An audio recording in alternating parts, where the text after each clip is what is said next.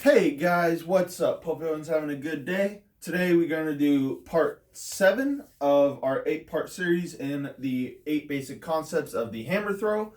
Today we're going to talk about the release. Next week we'll talk about the pendulum, and then the series will be done. Almost over, guys. So today we're going to talk about the release. Probably the second hardest part, just because it's like the end, you want to get it over with. You're doing 4 awesome throws, hopefully, like 4 awesome turns, hopefully. And then everyone's natural reaction is to just kind of arm it and rip it at the end. Because, you have all this force built up and you want to just go like that. The thing is, you want to treat the release in the hammer throw as just another turn. All right? You want to stay super relaxed. All right? And just kind of let it go at a tight point. Finish above the head like this. Right foot bent. So let me do that again. So you're here, and that's it. And you just try and stay balanced. The right foot pushing into the ground, left foot planted, and just nice and easy, nice and relaxed. Let it go. That's a very hard thing to do, especially for beginners. All right. So the important thing is, just think of it. So, you did your 4th turn. So you're on your 4th turn here. And you put it down, push it down, sit back, and just let it go. And that's it. It's very simple. It's a very simple thing to do. Very hard thing to do as well. Simply just because you're just trying to fight your natural instinct just to add a bit more. But treat it like a turn. In the turns, we've done a video on that already in this series. You don't want to arm it. You don't want to try and just go like this or this. You want to just let the ball do what it wants to do. And if on the release, you do everything great, so you're super nice and relaxed, and then you just go like that, or pull back with your upper body, or try and rip with your left shoulder, it's just going to pull it off its orbit. It's going to go totally different direction. It's going to be all sorts of weird. It's not going to go far. You're basically ruined your entire throw. All right. So basically, again, it's the simplest thing. Literally you caught 4, so you're here, and you just go, boom. That's literally it. Now, some caveats. You do see some people that tend to be really good, and they'll go like this and spin out. Or someone like Adrian Anos be jump, or they'd be here and go here, and the feet will leave the ground, all sorts of stuff. That's simply just because they're moving the ball so fast that it's just a natural thing to just try and stay in the ring. All right, just because there's just so much force leaving the ground, it's just a natural thing. I like to think of it as a stumble, kind of. And as long as you stay in the ring, shoot, why not? But you'll notice when they do that, they all do that when their hammer is out of the hand. All right? So I like to use this in shot put and discus. You can do whatever you want on the release. As long as the implement is out of your hand, who cares? Because you're not applying any more force. So as long as you stay in the ring, you can do a backflip for all I care, personally. All right? Because what's the point? You can do whatever you want because it's not in your hand. You're not applying force anymore. So when you see these really good people do that, it's out of their hand. And it's simply just because it's just moving so fast and so powerful that all that energy just came out really suddenly. It's just a natural thing that people do. Very, very rarely do you see people. I think Koji's probably one of the only people I've ever seen, an 80+ meter guy that can just go here and just stick it on every throw pretty much. But then again, he is, the natural world record holder. So, and my personal GOAT. But it's also Koji. He's just something else. But I will say, when you see these elite people and stuff, and they're just doing practices or drills and stuff, you will see all of them. They just stick it. They all have that fundamental ability just to stick it. And why is that so important? And it's because, one, it means you're balanced. Two, it means you didn't pull, means you're relaxed. All right, because you can't do this if you're not relaxed. If you can just stick it, all your forces are aligned, you did something right. It's just like I like to say in shot put and discus. If you can just finish and just stick it right here and not move, you're balanced, which means you at least did something right. Because if you did a bunch of things wrong, you cannot land like that. And it's the same thing in shot put, discus, hammer, jab. All right, if you're not balanced, what's the point? All right, now in hammer it's a little different because there's a point where you're in balance, but I'm pretty sure I've already talked about that. If I haven't talked about in this series, let me know in the comments. I can totally make a video on that. If I meant to cover that, I think I did. Did I? Yeah, if I didn't, I'm sorry. I might have mentioned it in different videos and stuff. I'm sure I have. But yeah, so again, to summarize, the release is just another turn, except you're not turning. You're just sticking it and just releasing it. All right? So, some drills you can do. One is just a wind, release. That's literally it.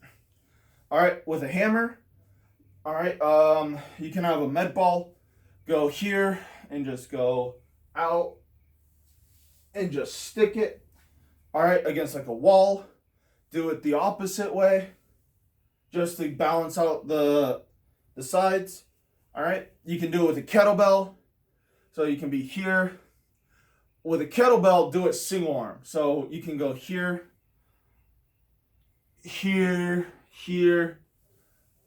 release, and then the opposite way. Some other things you can do is you can just have the kettlebell here and just do back releases, and then you can do it here where you do it in the front, and I'm like throwing towards the camera. I don't have a kettlebell, nor do I want to throw a kettlebell in here, because I like the things in here. So you can do that. You can just, those are very common things. You can just look those up on YouTube. Very common drills. If you want to actually see what they look like with people actually doing them with kettlebells and whatnot. I would recommend a lot of single arm stuff, and make sure when you do all these drills, you're really relaxed and the hips are doing a lot of it. So your arm is just kind of just like a little wet noodle, and you're just here and just releasing. All right. Try not to go too heavy, just like in, the overweight winds when we did the wind video and turns. Don't want to do too much, all right? Because especially if you don't have that much momentum behind it, it's very easy, especially for beginners, to feel like they want to pull because they just aren't putting it in as hard and there's not as much momentum. So you want to make sure you make a comfortable weight. I wouldn't recommend going anything above 20 pounds if you're like a beginner to intermediate even. All right, for release drills, it's all about just feeling balanced, sticking it, nice and relaxed upper body. And yeah, that's pretty much it. There are several other release drills, but those will get you super far. I would highly recommend doing those kettlebell single arm ones.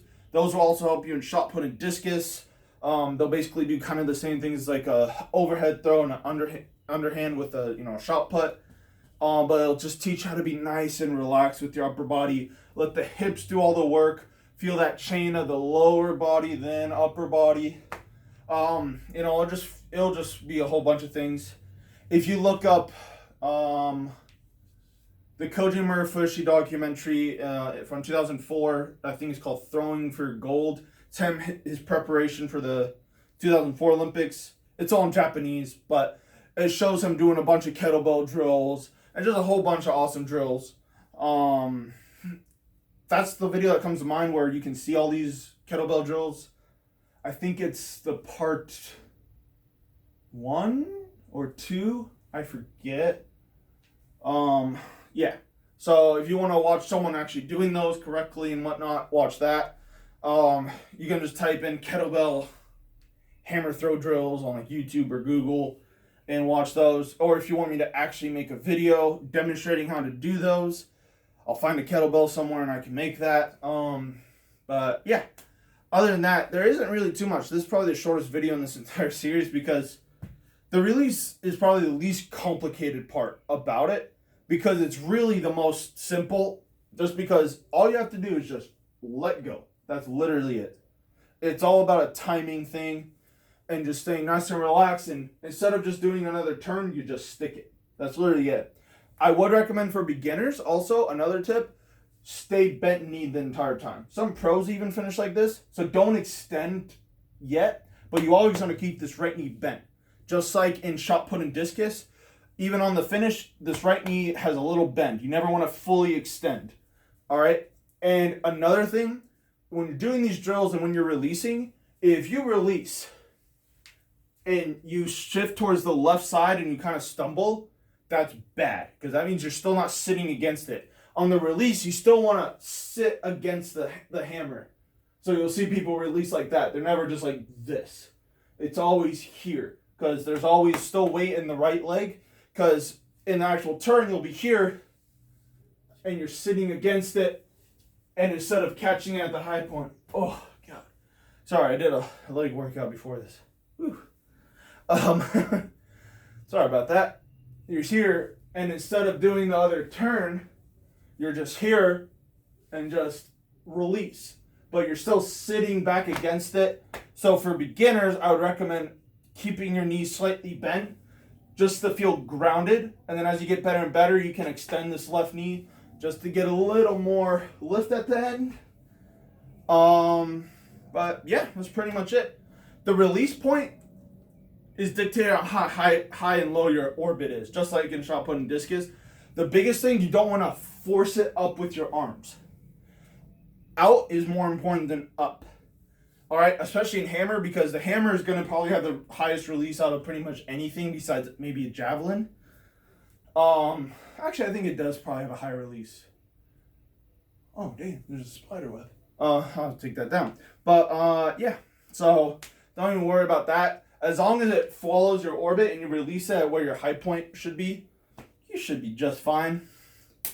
Other than that, I think that's pretty much it. Yeah, not too much to say, really. Yeah, all right, cool.